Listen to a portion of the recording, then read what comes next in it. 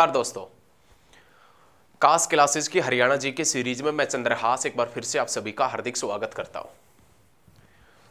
हरियाणा जी के सीरीज के अंतर्गत हम सिरसा भाग 1 पढ़ चुके हैं। आज सिरसा भाग 2 पढ़ेंगे। अच्छे तरीके से सिरसा के भाग 2 में जितने भी सिरसा के अंदर मेले लगते हैं, जितने भी सिरसा के अंदर गुरुद्वारे हैं, जितने भी सिरसा के अंदर मंदिर हैं, जितने भी सिरसा के अंदर पर्यटन स्थल है, टूरिज्म प्लेस है, जितने भी सिरसा से और क्या क्या महत्वपूर्ण पर्सन निकलते हैं, उन सभी पर्सनों का डिस्कशन इस वीडियो के अंदर करेंगे। आप लगातार हमारे साथ में बने रहिए और लगातार साथ में जुड़े रहिए और वीडियो को अंत तक, लास्ट तक अवश्य देखा करें। वीडियो को लास्ट तक देखेंगे, उसके बाद ही आप अच्छा प्रदर्शन कर पाएंगे। वीडियो को पहले देखकर जज ना करें, वीडियो को अंत तक देखें। बहुत अच्छे से और बढ़िया तरीके से हम हरियाणा जी के पढ़ाएंगे और आशा करते हैं कि आपको हमारी सभी वीडियो पसंद आ रही होगी। बिल्कुल फ्री हमने हरियाणा जी के सीरीज चलाई हुई है, बिल्कुल फ्री पढ़े। और इसी के साथ में हमने इंग्लिश का भी बैच स्टार्ट कर रखा, वो भी बिल्कुल फ्री है और एकदम बढ़िया है। सीजीएल तक की इंग्लिश बिल्कुल फ्री मिलेगी आपको। तो बिल्कुल अच्छे तरीके से हरियाणा जी के पढ़ सकता है। आप ज्योग्राफी पढ़े, हिस्ट्री पढ़े और इंग्लिश भी पढ़े साथ के साथ में, बिल्कुल फ्री है ये सभी, कोई इनकी फीस नहीं है। तो आप लगातार हमारे साथ में बने रहिए। चलिए अब हम देखेंगे सिरसा का भाग 2। सिरसा के भाग 2 से कौन कौन से पॉइंट एग्जाम के व्यू से अच्छे हैं, कौन कौन से पॉइंट एग्जाम के अकॉर्डिंग आ सकते हैं, कौन कौन से पॉइंट आने की संभावना है सिरसा के अंदर। सिरसा के पहले पार्ट में हमने बताया था कि जो भी सिरसा के अंदर गतिविधियां हैं, जैसे कोई भी डेट से संबंधित या सिरसा के डाटा से संबंधित, ये सभी पॉइंट हमने प्यारे बच्चों आपसे बताए थे। तो प्रिय स्टूडेंट्स, आप ये चीजें ध्यान रखें। यदि आपने भाग 1 नहीं देखा है तो भाग 1 अवश्य देख ले, उसके बाद भाग 2 देखें। और साथ ही साथ में प्यारे भैया आप नोट्स भी बनाते रहे, बेहतरीन तरीके के नोट्स बनाएं ताकि वो नोट्स आपके कोई और पढ़े, आपके नोट्सों को कोई और पढ़े, तब हम मानेंगे आपने बहुत अच्छे से नोट्स बनाए हैं। चलिए, हरियाणा जी के सीरीज पसंद आ रही है ना, सभी पॉइंट हम बहुत अच्छे से क्लियर कर रहे हैं। चलिए आज आगे बढ़ते हैं हरियाणा के अंदर।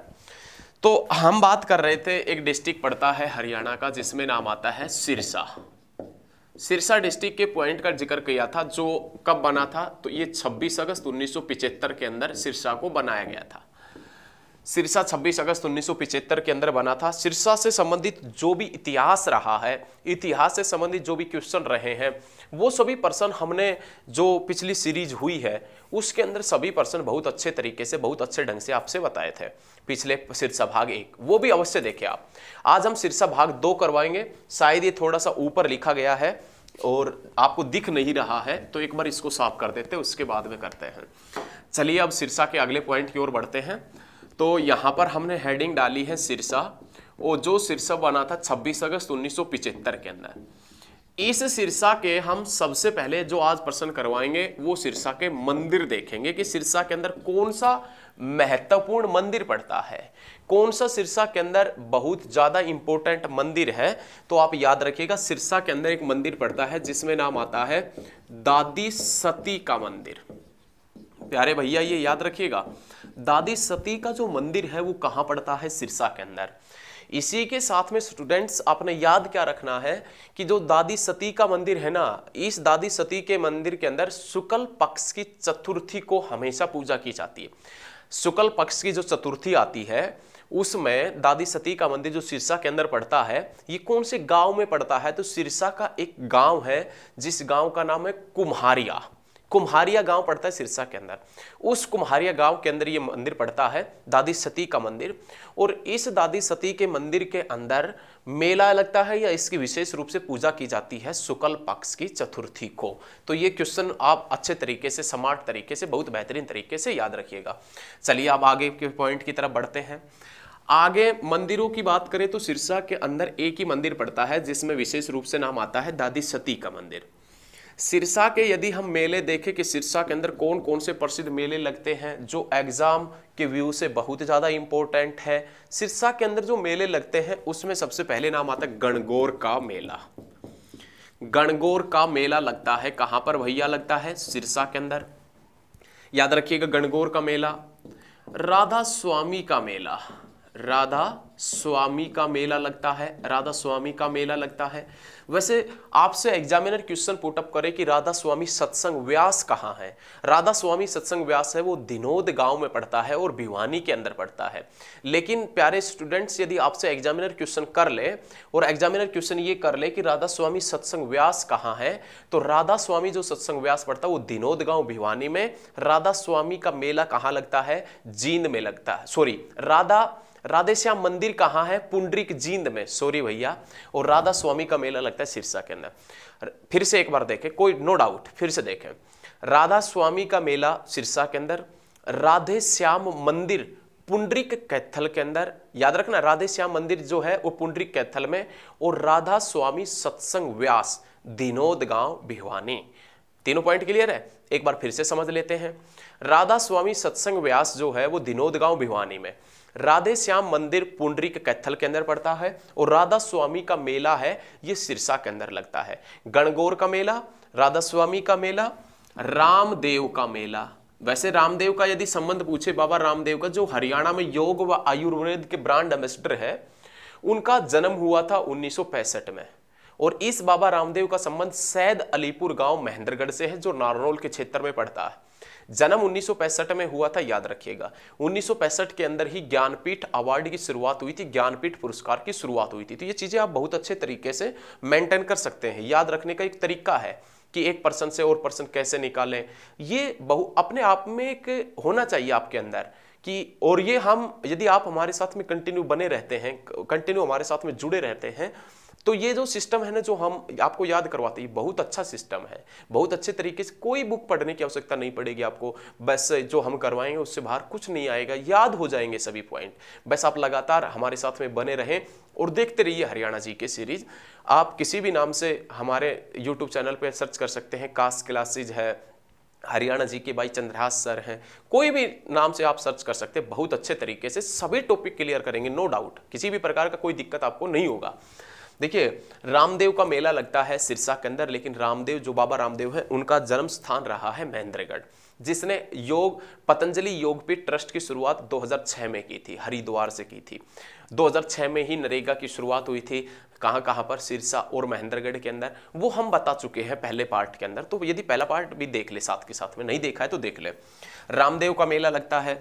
उसके बाद में सरसाई नाथ का मेला लगता है, सरसाई नाथ का मेला लगता है, सरसाई नाथ का मेला लगता है।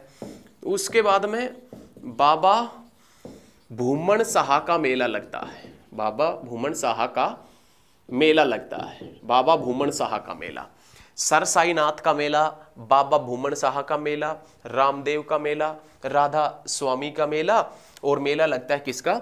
तो आप याद रखिएगा, गणगौर का मेला लगता है। बहुत अच्छे तरीके से, स्मार्ट तरीके से ये आप मेले लिख लें। उसके बाद में यदि आगे बढ़े, मेलों के बाद में नाम आता है गुरुद्वारे, कि सिरसा के अंदर कौन कौन से गुरुद्वारे हैं उनका जिक्र करेंगे। तो सबसे पहले जो पड़ता है वो पड़ता है चिल्ला साहिब गुरुद्वारा। सिरसा के अंदर एक पड़ता है गुरुद्वारा जिसका नाम क्या है? चिल्ला साहिब गुरुद्वारा। तो प्यारे स्टूडेंट्स, ये क्वेश्चन आपने याद रखना है, ये याद रखिएगा। मुस्लिम फकीरों का मेला, मुस्लिम फकीरों का मेला भी लगता है यहां पर, मुस्लिम फकीरों का मेला, मुस्लिम फकीरों का मेला कहां पर? सिरसा के अंदर। कौन से गुरुद्वारे के पास में? चिल्ला साहिब गुरुद्वारे के पास में। तो सभी ने ये क्वेश्चन बहुत अच्छे तरीके से याद रखना है, बहुत अच्छे तरीके से नोट भी करना है। उसके बाद में नाम आता है, वो आता है चोरमार साहिदा गुरुद्वारा। सिरसा का एक गांव पड़ता है चोरमार, और उस गांव का नाम क्या है? चोरमार, और उसी के अंदर एक गुरुद्वारा पड़ता है चोरमार साहिदा गुरुद्वारा।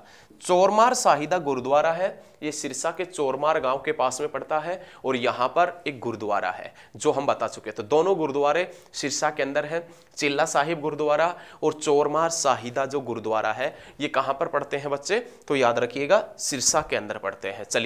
चलिए भैया नेक्स्ट क्वेश्चन की तरफ बढ़ते हैं, ठीक है ना। सिरसा के अंदर जो मेला लगता है वो भी हम बता चुके हैं आपसे, और सिरसा के अंदर जो मंदिर है वो भी हम बता चुके हैं आपसे। सिरसा के अंदर जो गुरुद्वारे हैं वो भी हम आपसे बता चुके हैं, ये हमने देख लिए हैं कौन कौन से गुरुद्वारे हैं। अब हम देखेंगे कि सिरसा के अंदर टूरिज्म प्लेस कौन से हैं, कौन कौन से सिरसा के अंदर महत्वपूर्ण पर्यटन स्थल है जो एग्जाम की दृष्टि से इंपॉर्टेंट है वो देखेंगे। तो आप लगातार हमारे साथ में बने रहिए, लगातार बने रहिए। और देखिए एक चीज हम आपसे बताना चाहते हैं, यदि हम आपको साथ के साथ में बिल्कुल फ्री हरियाणा जी के दे रहे हैं तो आप बस एक कार्य करते कि वीडियो को साथ के साथ में शेयर जरूर करते रहें। जो ये वीडियो है ना, इसको साथ के साथ में आप प्लीज शेयर करते रहें, क्योंकि आपका एक शेयर है ना वो काफी कुछ बदल सकता है। वीडियो को साथ के साथ में शेयर करें। धन्यवाद। चलिए आगे बढ़ते हैं। आगे बढ़े तो सबसे पहले जो नाम आता है उसमें नाम आता है सिरसा के अंदर जो पर्यटन स्थल पड़ते हैं। सिरसा के अंदर जो पर्यटन स्थल है उनका जिक्र करेंगे। पर्यटन स्थलों का जिक्र करें तो सबसे पहले नाम आता है शाह सतनाम स्टेडियम। शाह सतनाम स्टेडियम पड़ता है सिरसा में। शाह सतनाम स्टेडियम कहाँ है भैया? सिरसा में। उसके बाद में नाम आता है सरदार भगत सिंह स्टेडियम। सरदार भगत सिंह स्टेडियम कहाँ पड़ता है? सिरसा में। और उसके बाद में नाम आता है हॉकी स्टेडियम। हॉकी जो स्टेडियम है वो कहाँ पर पड़ता है? तो आपने याद रखना सिरसा के अंदर। हॉकी स्टेडियम, सरदार भगत सिंह स्टेडियम और शाह सतनाम स्टेडियम कहाँ पड़ते हैं? सिरसा के अंदर। उसके बाद में नाम आता है सुरखाब। सुरखाब पर्यटन स्थल। सुरखाब पर्यटन स्थल कहाँ पड़ता है? सिरसा में। उसके बाद में नाम आता है सीकरा पर्यटन स्थल। सीकरा पर्यटन स्थल कहाँ पड़ता है भैया? सिरसा में पड़ता है। उसके बाद में यदि नेक्स्ट पॉइंट की तरफ बढ़े तो उसमें नाम आता है किसका? तो आप याद रखिएगा काला तितर पर्यटन स्थल।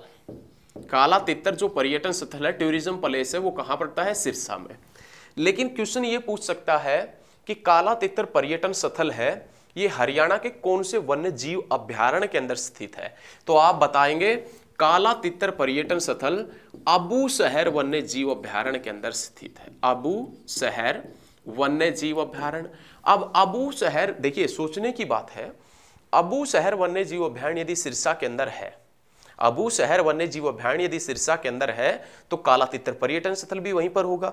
यदि काला तितर पर्यटन स्थल टूरिज्म प्लेस सिरसा में है और वो अबू शहर वन्य जीव अभ्यारण्य के अंदर है तो अबू शहर वन्य जीव अभ्यारण्य संभव सी बात है कहां होगा? सिरसा में। हरियाणा का सबसे बड़ा वन्य जीव अभ्यारण्य है। हरियाणा का सबसे बड़ा वन्य जीव अभ्यारण्य है अबू शहर वन्य जीव अभ्यारण्य जो सिरसा में पड़ता है। याद रखिएगा, बहुत अच्छी बात है, जो सिरसा के अंदर पड़ता है। लेकिन आपसे यह भी क्वेश्चन याद रखिएगा साथ के साथ में, हरियाणा का सबसे छोटा वन्य जीव अभ्यारण्य कौन सा है? तो छिलछिला वन्य जीव अभ्यारण्य। छिलछिला वन्य जीव अभ्यारण्य पड़ता है। हरियाणा का सबसे छोटा वन्य जीव अभ्यारण्य कौन सा? छिलछिला वन्य जीव अभ्यारण्य, जो कहां पड़ता है? कुरुक्षेत्र के अंदर। और सबसे बड़ा अबू शहर, और उसी अबू शहर के अंदर पड़ता है काला तितर पर्यटन स्थल। उसके बाद में पॉइंट की बात करें, एक झील पड़ती है सिरसा के अंदर जिसमें नाम आता है ओट्टू झील। ओट्टू झील कहां पड़ती है? सिरसा के अंदर। और इसी ओट्टू झील के पास में एक बांध पड़ता है जिसका नाम क्या है? वीयराज बांध है। वीयराज बांध भी कहां पड़ता है? सिरसा के अंदर। ओट्टू झील कहां है? सिरसा के अंदर। उसके बाद में नेक्स्ट पॉइंट की बात करें तो नाम आता है शाह सतनाम, डेरा सच्चा सौदा, सॉरी डेरा सच्चा सौदा। डेरा सच्चा सौदा से संबंधित पॉइंट देखें तो इसकी स्थापना 1948 में हुई थी। डेरा सच्चा सौदा है, इसकी स्थापना 1948 में हुई थी। लेकिन डेरा सच्चा सौदा की स्थापना किसने की थी? तो आप याद रखिएगा शाह मस्ताना ने, बाबा शाह मस्ताना ने इसकी स्थापना की थी। कब? 1948 के अंदर की थी, जो वर्तमान में जिसकी गद्दी के ऊपर बाबा राम रहीम है। याद रखिएगा, अभी तो शायद वो जेल वगैरह के अंदर हैं, लेकिन उसकी गद्दी पे बाबा राम रहीम बैठे थे। तो ये चीजें याद रखिएगा। डेरा सच्चा सौदा 1948 के अंदर जिसकी नींव बाबा शाह मस्ताना ने रखी थी। बहुत अच्छी बात है। चलिए नेक्स्ट पॉइंट की तरफ बढ़ते हैं। उसके बाद में नाम आता है डेरा बाबा भूमन साहा का। डेरा बाबा भूमन साहा का, डेरा बाबा भूमन साहा का है, वो भी कहां पड़ता है? सिरसा के अंदर। उसके बाद में जो नाम आता है वो नाम आता है बाबा तारानाथ जी की कुटिया। बाबा तारानाथ जी की कुटिया। आपसे पूछे कि बाबा तारानाथ जी की कुटिया कहाँ है तो आप क्या बताएंगे? सिरसा में। बाबा तारानाथ जी की कुटिया सिरसा के अंदर है, ये क्वेश्चन आपने बताया, बहुत अच्छी बात है। लेकिन बाबा तारानाथ जी की कुटिया किस लिए प्रसिद्ध है, क्यों इंपॉर्टेंट एग्जाम की दृष्टि से है? तो याद रखिएगा, इस कुटिया के अंदर 71 फुट ऊंचा, 71 फीट ऊंचा शिवालय है जो बाबा तारानाथ जी की कुटिया है सिरसा के अंदर, जो कांडा ब्रदर्स ने बनवाई थी, गोपाल कांडा और उनके भाई वगैरह ने बनवाई थी। तारानाथ जी की कुटिया जो सिरसा के अंदर पड़ती है। ये इंपॉर्टेंट किस लिए है, तो आप ये चीज याद रखिएगा, ये इसलिए इंपॉर्टेंट है क्योंकि इसके अंदर 71 फीट ऊंचा शिवालय है और 12 ज्योतिर्लिंगों की स्थापना की गई है, और 12 ज्योतिर्लिंगों की स्थापना की गई है, इसलिए ज्यादा इंपॉर्टेंट है। तो प्यारे स्टूडेंट्स, ये आपने याद रखना है। उसके बाद में नाम आता है पशुपतिनाथ संप्रदाय। पशुपतिनाथ संप्रदाय से संबंधित अभिलेख कहां से मिले हैं, तो आप याद रखिएगा पशुपतिनाथ संप्रदाय से संबंधित अभिलेख मिले हैं सिरसा से। उसके बाद में नाम आएगा भोजदेव काली अभिलेख कहां से मिले हैं, तो याद रखिएगा सिरसा से मिले हैं।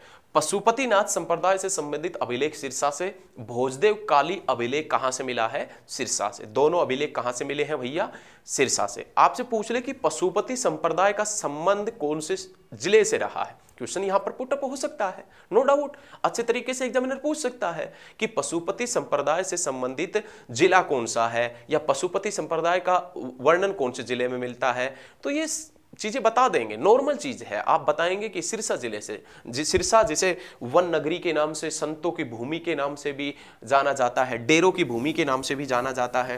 तो स्टूडेंट्स, ये चीजें बहुत आसान है, बहुत अच्छे तरीके से, नो डाउट अच्छे तरीके से पढ़ेंगे, कोई प्रश्न नहीं छोड़ेंगे। सिरसा से संबंधित जो भी क्वेश्चन निकलते हैं ना, सभी पॉइंटों पर फोकस डालेंगे और अच्छे तरीके से पढ़ेंगे। तो आप लगातार बस बने रहें, साथ के साथ में शेयर जरूर करते हैं ना, एक शेयर कर दीजिए बस। उसके बाद में नेक्स्ट पॉइंट देखें, नेक्स्ट पॉइंट की तरफ चले, नेक्स्ट पॉइंट की तरफ चलेंगे। तो ये तो थे सिरसा के डेरा वगैरह थे, संप्रदाय से संबंधित अभिलेख थे कि अभिलेख वगैरह कहाँ से मिले हैं। अब हम देखेंगे कि सिरसा के अंदर क्या क्या चीजें ज्यादा मिलती है, कौन कौन सा उत्कृष्टता केंद्र है, और क्या क्या महत्वपूर्ण पर्सन सिरसा से बनते हैं, उन सभी का जिक्र करेंगे। चलिए, तो सबसे ज्यादा बात करें कि हरियाणा में सबसे ज्यादा जो गोवंश है, हरियाणा में सबसे ज्यादा गोवंश कौन से डिस्ट्रिक्ट में मिलता है, तो आप बताएंगे सिरसा के अंदर। गोवंश मतलब हरियाणा में सबसे ज्यादा जो गाय मिलती है, हरियाणा में सबसे ज्यादा गाय सिरसा के अंदर मिलती है। अब आप एक चीज बता दीजिए, हरियाणा में सबसे ज्यादा गाय सिरसा के अंदर मिल रही है, तो सबसे ज्यादा गौशाला भी कहां होगी?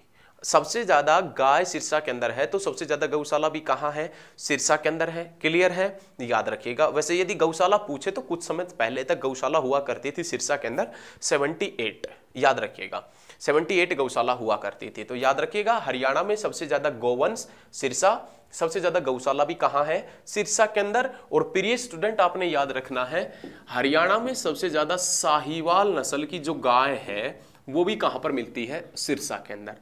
लेकिन इसी के साथ में प्यारे स्टूडेंट, प्यारे भैया, आपने ये चीज याद रखनी है, हरियाणा में सबसे कम गाय वाला पूछ ले तो रेवाड़ी। हरियाणा में सबसे कम गाय कहां है? रेवाड़ी के अंदर है। लेकिन विश्व की प्रथम गौशाला भी रेवाड़ी के अंदर ही खुली थी। सबसे कम गाय रेवाड़ी, और सबसे पहली जो विश्व की प्रथम गौशाला है वो भी कहां पर खुली थी? रेवाड़ी के अंदर, जो स्वामी दयानंद सरस्वती ने 1879 के अंदर, 1879 के अंदर खुलवाई थी। ये पॉइंट आपको पता होगा, नहीं पता है तो अब पता चल गया है, तो ये चीज याद रखिएगा। उसके बाद में नेक्स्ट पॉइंट की तरफ बढ़े, तो हरियाणा में सबसे ज्यादा लाल मिट्टी, हरियाणा में सबसे ज्यादा लाल मिट्टी कौन से डिस्ट्रिक्ट में मिलती है? आप बताएंगे सिरसा के अंदर। सिरसा के अंदर सरस्वती नदी भी बहती थी। एक टाइम ऐसा था कि सरस्वती नदी सिरसा के अंदर बहती थी। अब सरस्वती नदी की खुदाई का कार्य चला हुआ था। यमुनानगर का एक गांव पड़ता है, वहां से सरस्वती नदी बहने के प्रमाण भी मिले थे। यमुनानगर डिस्ट्रिक्ट नहीं देखा तो आप देख लीजिए प्ले लिस्ट के अंदर जाकर, वहां पर से सरस्वती नदी के मुगलावली गांव कौन सा है? मुगलावली, वहां से सरस्वती नदी के बहने के प्रमाण भी मिले थे। उसके बाद में जिन जिन डिस्ट्रिक्टों से, जिस जिस क्षेत्र से सरस्वती नदी बहती थी, वहां पर खुदाई का कार्य किया गया। और सरस्वती नदी का जो अंतिम खुदाई का कार्य किया गया था, वो खुदाई का कार्य था सिरसा डिस्ट्रिक्ट के अंदर। और सिरसा डिस्ट्रिक्ट के कौन से स्थान के ऊपर था? तो आप याद रखिएगा, बेगू पड़ता है सिरसा के अंदर। बेगू के अंदर अंतिम सरस्वती नदी की खुदाई का कार्य किया गया था, याद रखिएगा। उसके बाद में हरियाणा में सबसे ज्यादा गेहूं का उत्पादन, हरियाणा में सबसे ज्यादा आड़ू का उत्पादन, हरियाणा में सबसे ज्यादा कपास का उत्पादन कौन से डिस्ट्रिक्ट के अंदर किया जाता है? तो आप याद रखिएगा सिरसा के अंदर। कौन से डिस्ट्रिक्ट में भैया? सिरसा के अंदर किया जाता है। उसके बाद में आपसे ये पूछ ले, केंद्रीय कपास अनुसंधान, केंद्रीय कपास अनुसंधान का क्षेत्रीय कार्यालय कहाँ है? जैसे चौधरी चरण सिंह यूनिवर्सिटी का क्षेत्रीय कार्यालय आपसे पूछ ले तो बावल के अंदर पड़ता है। ऐसे ही यदि आपसे पूछ ले कि केंद्रीय कपास अनुसंधान का क्षेत्रीय कार्यालय कहाँ है बच्चे, तो आप बता देना केंद्रीय कपास अनुसंधान का क्षेत्रीय कार्यालय प्यारे भैया कहां पर पड़ता है? तो याद रखिएगा सिरसा के अंदर पड़ता है। और याद रखिएगा कॉटन हब के नाम से, कॉटन हब के नाम से किसे जानते हैं? सिरसा को। लेकिन कॉटन सिटी किसे कहते हैं? ये क्वेश्चन भी इसके साथ साथ याद रखना है। कॉटन सिटी कहा जाता है पलवल को, और कॉटन हब कहते हैं किसको? सिरसा को। और सबसे ज्यादा कपास भी कहाँ होता है? सिरसा के अंदर होता है। ये चीज याद रखिएगा। उसके बाद में नेक्स्ट पॉइंट, फल उत्कृष्टता केंद्र, फल उत्कृष्टता केंद्र, फल उत्कृष्टता केंद्र भी पड़ता है। और ये फल उत्कृष्टता केंद्र कहाँ है? सिरसा में। सिरसा के कौन से क्षेत्र के अंदर पड़ता है? तो याद रखिएगा मंगियाना क्षेत्र में। लेकिन ये फल उत्कृष्टता जो केंद्र है वो कौन से देश की सहायता से लगाया गया है? इजराइल की सहायता से। फल उत्कृष्टता केंद्र है ये इजराइल की सहायता से लगाया गया है। और ये कहां पर पड़ता है भैया? तो याद रखिएगा सिरसा के अंदर पड़ता है इजराइल की सहायता से। बहुत अच्छी बात है। उसके बाद में नेक्स्ट पॉइंट की बात करें, हरियाणा का प्रथम शौच मुक्त जिला, हरियाणा का प्रथम शौच मुक्त जिला कौन सा है? सिरसा है। हरियाणा में सबसे ज्यादा नहरों से सिंचाई, नहरों से जो सिंचाई की जाती है वो कौन से डिस्ट्रिक्ट के अंदर की जाती है भैया? तो आप याद रखिएगा सिरसा के अंदर की जाती है। हरियाणा की वन नगरी किसे कहते हैं? तो आप याद रखिएगा किसको कहते हैं? वन नगरी के नाम से किसे जानते हैं? तो आप याद रखिएगा सिरसा को जानते हैं। हरियाणा का प्यारे स्टूडेंट से ये याद रखना है, हरियाणा का पहला कैशलेस गांव, हरियाणा का पहला कैशलेस गांव कौन सा है? नीलावली। और ये भी कहां पर पड़ता है? सिरसा के अंदर। लेकिन देखिए सिरसा का एक गांव ऐसा है जिसने बहुत अच्छा काम किया। सिरसा का एक गांव ऐसा है कि उन्होंने ये ऐलान किया ग्राम पंचायत के अंदर खड़े होकर, ग्राम पंचायत किसी व्यक्ति ने, किसी के व्यक्ति भी माइंड की सोच होगी किसी भी व्यक्ति की, उन्होंने ग्राम पंचायत में या सिरसा का एक गांव जिसकी पूरी ग्राम पंचायत ने फैसला लिया है कि हम अपनी बेटियों का विवाह उसी जगह करेंगे जहां पर शौचालय होगा। उन्होंने कहा कि हम अपनी बेटियों का विवाह उसी जगह के ऊपर करेंगे जहां शौचालय होगा। अब सिरसा का ऐसा कौन सा गांव था जहां पर यह ऐलान हुआ था? तो आप याद रखिएगा एक गांव हुआ करता था जिसका नाम था गोदीका गांव।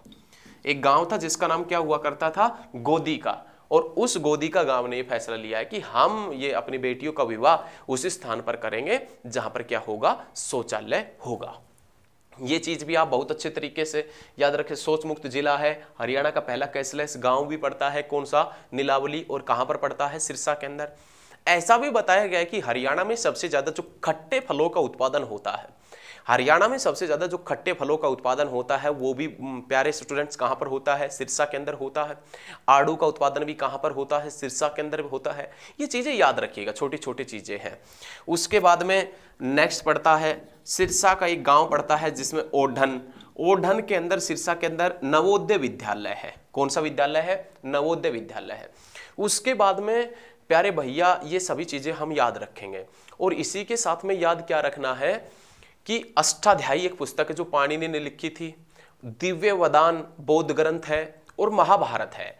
महाभारत, दिव्य वदान और अष्टाध्यायी में तीनों महत्वपूर्ण ग्रंथों के अंदर, तीनों महत्वपूर्ण ग्रंथों के अंदर, पुस्तकों के अंदर एक नगर का वर्णन मिलता है। और वो नगर कौन सा है? सिरसा है। सिरसा का वर्णन दिव्य वदान में भी मिलता है, अष्टाध्यायी में भी मिलता है, महाभारत के अंदर भी मिलता है। तीनों महत्वपूर्ण पुस्तकों के अंदर इनका वर्णन मिलता है। बहुत अच्छे तरीके से ये पॉइंट क्लियर करें और अच्छे तरीके से पढ़ें। उसके बाद में जो नेक्स्ट पॉइंट बनता है वो नेक्स्ट पॉइंट ये बनेगा, हरियाणा के अंदर, हरियाणा के अंदर सबसे कम ऊंचाई वाली जमीन, हरियाणा के अंदर सबसे कम ऊंचाई वाली जमीन है वो भी सिरसा के अंदर है। हरियाणा में सबसे कम ऊंचाई वाली जमीन सिरसा के कौन से हिस्से के अंदर है? तो आप याद रखिएगा सिरसा के दक्षिणी हिस्से के अंदर। लेकिन वो एग्जामिनर बहुत चतुर है, HSSC वाला बहुत चतुर है, तो आपको उससे ज्यादा चतुर बनना है। HSSC वाला है वो बहुत चतुर प्राणी है और उससे आपको उससे ज्यादा चतुर प्राणी बनना है। तो भाई साहब वो पूछेगा आपसे कि अनकाई दलदल हरियाणा के किस दिशा में मिलता है, हरियाणा के किस दिशा में मिलता है तो पश्चिम में, और सिरसा के किस दिशा में मिलता है तो दक्षिण में, क्योंकि हरियाणा का सबसे पश्चिमी जिला कौन सा है, सिरसा। तो हरियाणा के पश्चिम दिशा में। और यदि सिरसा के पूछे कि सिरसा के कौन से दिशा में मिलता है तो प्यारे स्टूडेंट ये याद रखिएगा, सिरसा के दक्षिणी हिस्से के अंदर मिलता है अनकाई दलदल। बहुत अच्छी बात है। और उस अनकाई दलदल की ऊंचाई कितना है तो 200 मीटर से भी कम, 200 मीटर से भी कम उस अनकाई दलदल की ऊंचाई है जो सिरसा के दक्षिण हिस्से के अंदर मिलता है। और ये सभी पॉइंट हमने क्लियर किए हैं। सिरसा में जो भी मंदिर मेले वगैरह से संबंधित या अन्य महत्वपूर्ण प्रश्न थे वो सभी पॉइंट हमने क्लियर किया है। अब सिरसा भाग 3 बहुत जल्द करेंगे। सिरसा भाग 3 के अंदर हम सभी चीजें बताएंगे, सिरसा से महत्वपूर्ण व्यक्ति कौन कौन हुए हैं और उन व्यक्तियों का अपने इतिहास में राजनीतिक कैरियर के अंदर क्या क्या बड़ा योगदान रहा है, उनसे संबंधित एक एक पॉइंट क्लियर करेंगे, अच्छे तरीके से पढ़ेंगे। नेक्स्ट वीडियो के अंदर सभी पॉइंट अच्छे तरीके से क्लियर करेंगे। तो प्यारे स्टूडेंट यदि आपको वीडियो पसंद आती है तो शेयर करें, लाइक करें, कमेंट करें और कमेंट करके बताएं। आप कमेंट करेंगे तभी हम समझ पाएंगे कि किस प्रकार से क्या रिव्यू चाहिए आपको। तो देखिए कमेंट करके बताएं कि कैसी लग रही है वीडियो, और यदि चैनल को सब्सक्राइब नहीं किया है तो चैनल को सब्सक्राइब भी कर लें ताकि लेटेस्ट वीडियो सबसे पहले आप तक पहुंच चुके। धन्यवाद।